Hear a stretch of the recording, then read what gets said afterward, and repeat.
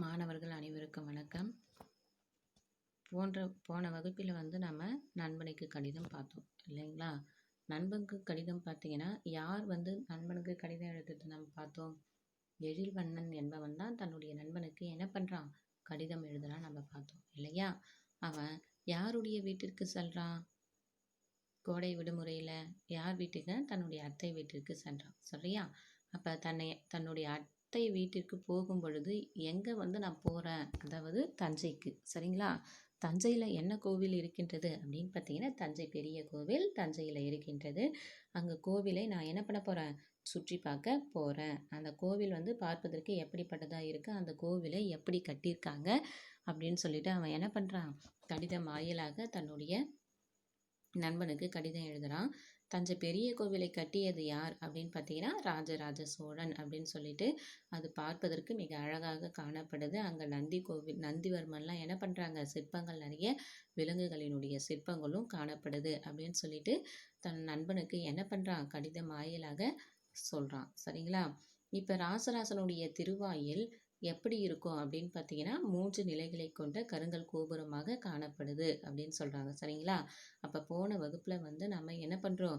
கோபுரங்களினுடைய சிற்பங்கள் எந்த அளவுக்கு காட்சி அளிக்கின்றன அப்படின்னு பார்த்தோன்னா, உயிர் உள்ளவை போல் கோபுரங்களுடைய சிற்பம் காட்சி அளிக்கின்றது. ஆனால் அந்த சிற்பங்கள் எல்லாமே சிந்திப்பதற்கும் காண்பதற்கும் மிகவும் மகிழ்ச்சி தரக்கூடியதாக இருக்குது அப்படின்னு சொல்லிட்டு ராசராசன் சொல்கிறாங்க அப்படின்னு சொல்லிட்டு என்ன பண்ணுறான்?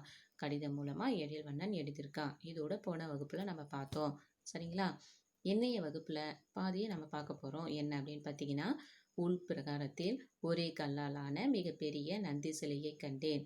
உள் பிரகாரத்தில், அதாவது கோவிலுக்கு உள்ளாடி என்ன பண்ண? ஒரே கல்லாலான மிகப்பெரிய நந்தி சிலையை கண்டேன். இதனுடைய தோற்றம் எப்படி இருக்குது அப்படின்னு பார்த்தீங்கன்னா, வியப்பாகவும் விந்தையாகவும் இருக்கிறது. அதன் அருகே நின்ற மக்களினுடைய உருவம் மிக சிறியதாகவே தோன்றியது.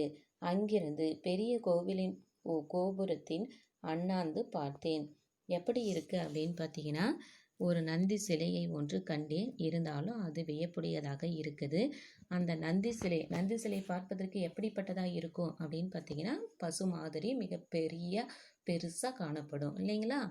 அப்போ அந்த நந்தி சிலையின் முன்னாடி மக்களினுடைய உருவம் எப்படிப்பட்டதாக இருக்கும் அப்படின்னு பார்த்தீங்கன்னா, மிக சிறிய நந்தி சிலை பெருசாக இருக்கும். ஆனால் நம்ம பக்கத்தில் நிற்கும் பொழுது நந்தி சிலை பார்ப்பதற்கு எப்படிப்பட்டதாக இருக்கும்? மிக சிறியதாக காணப்படும் அப்படின்னு சொல்கிறாங்க. அங்கிருந்து பெரிய கோவிலினுடைய கோபுரத்தை அண்ணாந்து பார்த்தேன். அதாவது அந்த நந்தி சிலையினுடைய பக்கத்தில் நின்றுக்கிட்டு என்ன பண்ணுறேன்? அந்த கோவிலினுடைய சிலையை அண்ணாந்து பார்க்குறேன், கோபுரத்தை. அந்த கோபுரத்தினுடைய மேல் பகுதியை திருவிமானம் என்றும் கூறுகின்றன. கோபுரத்தினுடைய மேல் பகுதியை நான் அண்ணாந்து பார்க்கும் பொழுது அந்த பகுதியை என்ன சொல்கிறாங்க அப்படின்னு பார்த்தீங்கன்னா, திருவிமானம் என்றும் சொல்கிறாங்க. அதன் உச்சியில் 81 கல்லடி டன் கொண்ட மிகப்பெரிய உருண்டை வடிவக்கல் வைக்கப்பட்டுள்ளது. எத்தனை? 81 கல்லடை டன் கொண்ட உருண்டை வடிவம் ஒன்று உள்ளது. அந்த கோவிலை எப்போ கட்டி குடமுழக்கம் செய்யுது அப்படின்னு பார்த்தீங்கன்னா, கிபி 1010 கட்டி குடமுழக்கம் செய்யப்பட்டு உள்ளது அப்படின்னு சொல்கிறாங்க. அந்த காலத்தில் பார்த்தீங்கன்னா, எல்லாருமே இவ்வளவு பெரிய, இப்போ ஒரு பெருசாக ஒரு மாடியாக ஒரு 5 மாடி 6 மாடி கட்டியிருக்காங்க, அதுவும் கல்லாலே கட்டியிருக்காங்க அப்படின்னு பார்த்தீங்கன்னா, அதை நம்ம பார்க்கும் பொழுது இப்படிப்பட்ட இடங்களை மாடியை இவ்வளோ பெரிய கல்லால் கட்டியிருக்காங்களே, இவ்வளோ ஒரு கல்லை இந்த உயரத்திற்கு எப்படி கொண்டு போய் கட்டினாங்க அப்படின்னு சொல்லிட்டு பார்த்துட்டு நம்ம என்ன பண்ணுவோம்? ரொம்ப ஆச்சரியப்படுவோம் இல்லைங்களா? இப்போ ஒரு கடலுக்குள்ளே பாலம் கட்டியிருக்காங்க அப்படின்னு பார்த்தீங்கன்னா, கடலுக்குள்ளே போயிட்டு எப்படி பாலம் கட்டினாங்க அப்படின்னு சொல்லிட்டு நம்ம வியப்புடையதாக ரொம்ப ஆச்சரியப்படுவோம். எல்லோரிடமும் நம்ம என்ன பண்ணுவோம்? எப்படி கட்டினாங்க என்பதை பற்றி நம்ம அவங்கக்கிட்ட கேட்போம். பக்கத்தில் இருக்கிறவங்க, அக்கம் பக்கம் இருக்கிறவங்க கிட்ட நம்ம கேட்போம் இல்லைங்களா? அந்த மாதிரி தான் இவ்வளவு பெரிய கல்லை எடுத்துக்கிட்டு இவ்வளவு உயரத்திற்கு எப்படி கொண்டு போய் இவங்க கட்டினாங்க அப்படின்னு சொல்லிட்டு என்ன பண்ணுறாங்க? எல்லோரும் மிகவும் வியப்படைந்து காணப்படுகின்றனர். இந்த திருவிமானத்திற்கு கீழே தான் இறைவன் எழுந்தருளில் உள்ள கருவறை உள்ளது. அங்கு மிகப்பெரிய லிங்க வடிவத்தை காண முடிகிறது அப்படின்னு சொல்கிறாங்க. அதாவது கல்லை மிக உயர அடியில் கட்டி என்ன பண்ணியிருக்காங்க, குடமுழக்க செய்வது மட்டும் இல்லாமல் அந்த கல்லினுடைய மேல் பகுதிக்கு கீழே தான் இந்த திருவிமானம். திருவிமானம்னா என்ன அப்படின்னு பார்த்தீங்கன்னா, கோயிலினுடைய கருவறை சொல்லுவோம் இல்லையா, சின்னதாக தான் இருக்கும் கருவறை. அப்போ அந்த திருவிமானத்திற்குனுடைய கீழே தான் என்ன இருக்குது அப்படின்னு பார்த்தீங்கன்னா, கோயிலினுடைய கருவறை எழுந்திரு உள்ளது அப்படின்னு சொல்கிறாங்க. அர்த்த மண்டபத்தில் உள்ளே ராசராசன் சிற்பம் உள்ளது. அதாவது அர்த்த மண்டபத்தில் என்ன இருக்குது அப்படின்னு பார்த்தீங்கன்னா, ராசராசனுடைய சிற்பம் உள்ளது. சுற்றிலும் நடன நங்கையர் நளினத்துடன் நடம்புரியும் சிற்பங்கள் வடிக்க பெற்றுள்ளன. அதை சுற்றி இப்போ நம்ம கோவில், நம்ம ஊர்களில் பார்த்திங்கன்னா நிறைய கோவில்கள் இருக்கும்.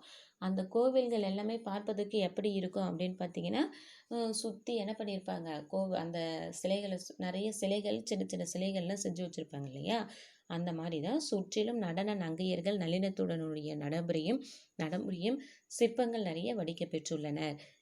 அதை எல்லாத்தையும் பார்க்கும் பொழுது என்ன ஆகுது, ராசராசனுக்குன்னா நாட்டிய கலை மீது மிகுந்த பற்று உடையவராக காணப்படுறாரு. உடனே கோவிலில் உள்ளே என்ன ஆகுதுன்னா, ஓவியங்கள் அனைத்தும் இலை பூக்கள்களிலிருந்து எடுக்கப்பட்ட இயற்கை வண்ணத்தால் தீட்ட பெற்றதாக அங்குள்ளோர் கூறினர். இப்போ நம்ம வீடுன்னு பார்க்கும்பொழுது வீட்டுக்குள்ளே நிறைய பெயிண்ட்லாம் அடித்து ரொம்ப டிசைன்லாம் பண்ணி வச்சுருப்பாங்க. ஒவ்வொரு வீட்டிலலாம் அழகாக பூக்கோளம் மாதிரிலாம் அழகாக பண்ணி வச்சுருப்பாங்க இல்லைங்களா.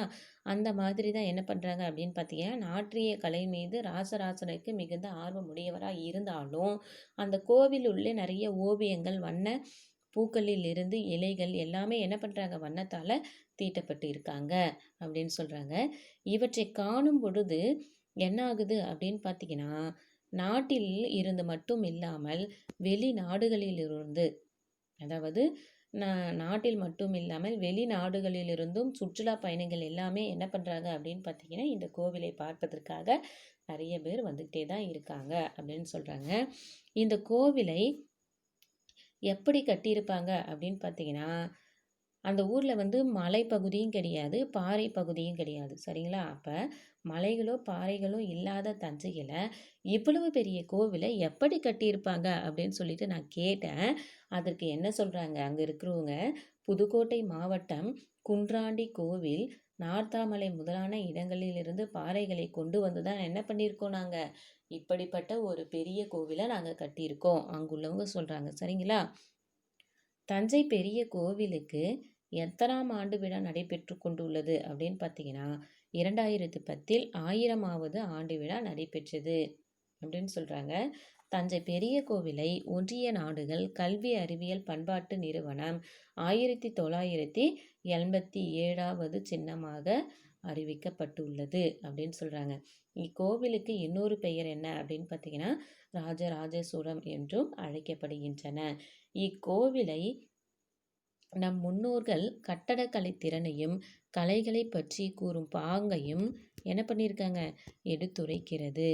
ஆனால் இதனுடைய சிற்பை சொற்களால் சொல்ல முடியாது, நேரில் காண்பதே இன்பமாக இருக்கும் அப்படின்னு சொல்லிட்டு கடிதம் மூலமாக எழில்வண்ணன் தன்னுடைய நண்பனுக்கு, வில்லவன் என்ற நண்பனுக்கு கடிதம் மூலமாக எழுதியிருக்கான், சரிங்களா.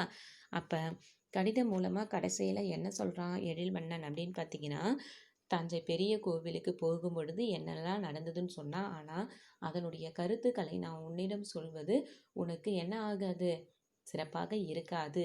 ஆனால் அந்த கோவிலினுடைய சிறப்புகள் எல்லாத்தையுமே நேரில் பார்த்தால் மட்டுமே தான் என்ன ஆகும், வியப்பாக இருக்கும், மிகவும் மகிழ்ச்சியை தரக்கூடியதாக இருக்கும் அப்படின்னு சொல்லிட்டு கடிதம் மூலமாக எழில்வண்ணன் தன்னுடைய நண்பனுக்கு வில்லவனுக்கு எழுதுகிறான், சரிங்களா. அதுக்கப்புறம் பார்த்தீங்கன்னா நமக்கு பொருள் கூறுகள்லாம் கொடுத்து வச்சுருக்காங்க. அத்தை, ஏடுகள், களஞ்சியம், ஏகம். அத்தைனா தந்தையினுடைய, அப்பாவினுடைய உடன் பிறந்தவர்கள். ஏடுகள்னா நூல்கள். களஞ்சியம்னா கவசம் சேர்த்து வைக்கும் இடம். ஏக்கம்னா மன வருத்தம் அப்படின்னு சொல்லிட்டு நிறைய 11 நமக்கு பொருள் கூறுக, பிரித்து எழுதுக, சரியான விடையை தேர்ந்தெடுத்து எழுதுக. அதுக்கப்புறம் பார்த்தீங்கன்னா கோடிட்ட இடங்களை நிரப்புக. இப்போ பெரிய கோவிலினுடைய கோபுரத்தினுடைய மேல் பகுதியை என்ன சொல்கிறோம், நாம் திருவிமானம் என்றும் சொல்கிறோம். அர்த்த மண்டபத்தில் உள்ளே நடன நங்கையினுடைய சிற்பங்கள் நிறைய இருந்தாலும் எதன் மீது ஆர்வமுடையவராக சிறப்புடையவராக இருக்கார், நாட்டிய கலை மீது சிறப்புடையவங்களாக இருக்காங்க, சரிங்களா. அப்போ கோடிட்ட இடம், குருவினா கொஸ்டின் ஆன்சர், இது எல்லாமே உங்களுக்கு என்ன அப்படின்னு பார்த்தீங்கன்னா குருவினா கொஸ்டின் ஆன்சர் மட்டும் நீங்கள் ஃபேர்வர்ட் நோட்டில் எழுதுங்க. மீதி எல்லாத்தையும் படித்து பார்க்காம என்ன பண்ணுங்கள், எழுதி பாருங்கள் நீங்கள். சரிங்களா? நன்றிப்பா.